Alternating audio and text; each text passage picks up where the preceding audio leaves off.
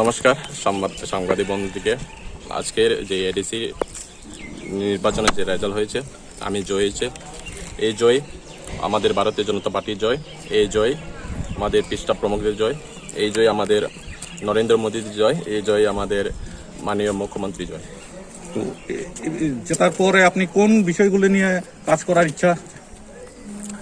জেতার পরে আমাদের যেভাবে আমাদের মাননীয় মুখ্যমন্ত্রী এডিসি এলাকা যেভাবে রাস্তাঘাট, পানীয় জল, বিদ্যুৎ যেগুলি কাজ করে দিয়েছে সেগুলি কাজ করার চেষ্টা করব। প্রথমত তো আপনার এখানে জেতার পেছনে কি কারণ আছে বলে আপনি মনে হচ্ছে?